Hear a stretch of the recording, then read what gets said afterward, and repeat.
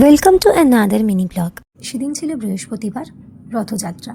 আর যতই বড় হয়ে যাই না কেন, রথের দিন মেলায় যাব না, এটা যেন এখনও আমরা ভাবতেই পারি না। তাই সেদিনও বিকেল বিকেল আমরা সব বন্ধুরা মিলে বেরিয়ে পড়েছি মেলায় যাওয়ার উদ্দেশ্যে।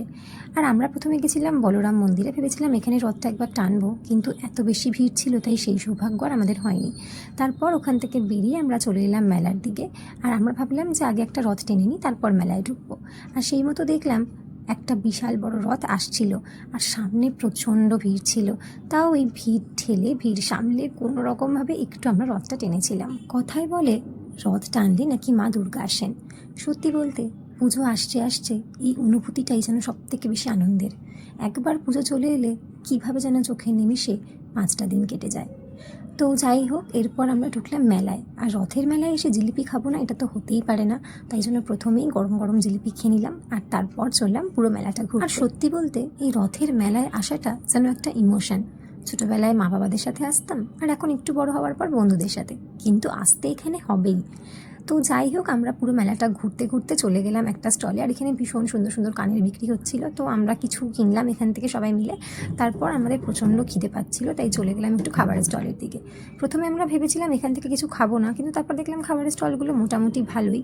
তো এখান থেকে আমরা সবাই টুকটাক কিছু খেয়ে নিলাম, আর তারপর আবার শুরু করলাম আমাদের কেনাকাটা। আর এখানে ভীষণ সুন্দর সুন্দর হ্যান্ডমেড জুয়েলারিরও কিন্তু স্টল ছিল।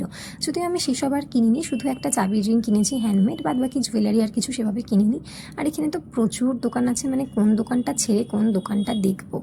তো এরপর আমরা চলে গেলাম এখানে। আমাদের আসলে প্রচণ্ড তেষ্টা পাচ্ছিল, ভাবছিলাম একটু জল কিনবো, তো দেখলাম সামনে এই দোকানটা আছে, তো সবাই মিলে পছন্দ মতো একটা ড্রিঙ্কস নিলাম। আর মেলায় যতবার আসি ততবার আমার এই রাইডগুলো দেখলেই মনে হয় উঠে যাই। সত্যি বলতে আমার ভীষণ ভালো লাগে, মানে বড়দের রাইডগুলো চড়তে আমার একদম ভালো লাগে না, আমি খুব ভয় পাই। কিন্তু এই রাইডগুলো চড়তে আমার খুব ভালো লাগে, কিন্তু ওই আর কি বয়সের জন্য চড়া হয় না। তো যাই হোক, এরপর আমরা বেশ খানিকক্ষণ মেলায় ছিলাম। আর সত্যি বলতে ওয়েদারটাও কিন্তু খুব ভালো ছিল, একদম বৃষ্টি আসেনি। আমরা ভাবছিলাম যে যদি একটু বৃষ্টি আসে, কিন্তু যাই হোক, ঢোকার সময় হালকা বৃষ্টি হলেও বেরোনোর সময় আর বৃষ্টি আমরা পাইনি একদম। তারপর মেলা থেকে বেরিয়ে আমরা এখানটা বসে একটু আড্ডা মারছিলাম সবাই মিলে, কারণ সবাই প্রচণ্ড ক্লান্ত হয়ে পড়েছিলাম। তারপর সবাই মিলে যে যার বাড়ির উদ্দেশ্যে রওনা দিলাম। আর বাড়ি আসার পথে এই সুন্দর রথটা আমি দেখতে পেলাম রাস্তায়, আমার এত ভালো লাগছিল দেখতে, খুব খুব সুন্দর ছিল এটা। তো যাই হোক, এভাবেই কাটলো এবছরের Rathyatra. So yeah, that was it for the day.